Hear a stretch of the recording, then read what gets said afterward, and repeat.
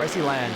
Darcy Lange gets it done with the number one bike, the leader of this Richmond Kawasaki team, and he is in the lead of this ax2 open class race in Chilliwack, British Columbia. Let's take a look at it again, and there you see he just jumps past him. He really just traps him behind that lapper. That's smart racing. Yeah, that's the experience. Darcy got right over next to the tough blocks, and you can see that Colton was up more towards the middle of the track. Darcy was carrying the momentum. Colton couldn't get back towards the inside. Darcy was already there and then says, "Thank you very much." And Darcy Lange starting to check out a little bit. We'll have to see if Fasciotti can hold on. Now that Lange has passed him, Lange is going to try and pull a bit of a gap and put some distance between himself and his teammate. Yeah, that's where we really get a chance to see what Colton's made of, to see if he can run Darcy back down again and see what kind of a push he gives towards the end. We still got a few laps left, so it's not over yet.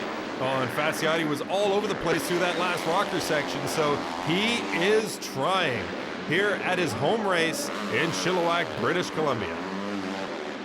You can see now they're coming up on some more lap riders. They're probably taking about a lap to get up with those guys. Both guys clearing the finish line double jump.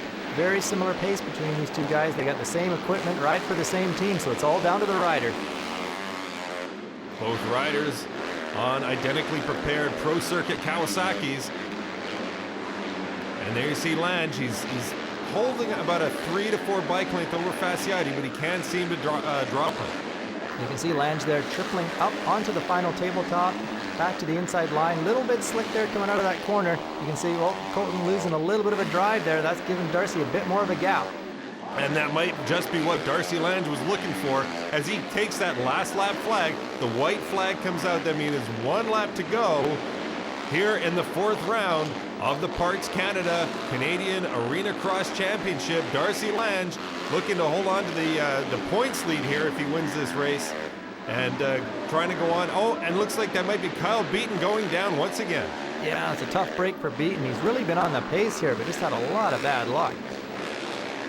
So last lap action. Here comes number 1, Darcy Lange, on the Richmond Racing Kawasaki, coming around, and he's definitely got that gap now. He will take the win. Darcy Lange with the heel clicker. Little bit of style there, showing the youngster how it's done. Darcy Lange, number 1, taking the win. Colton Fasciotti in 2nd place. Confirmation of that win for Darcy Lange, one of the great head-to-head battles of the series so far. Colton Fasciotti hanging on for 2nd place.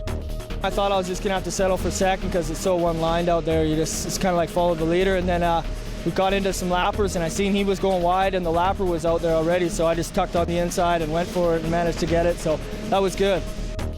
Darcy Lange sits on top of the Open Pro standings, right where he's been from the 2nd round of the series way back in Winnipeg.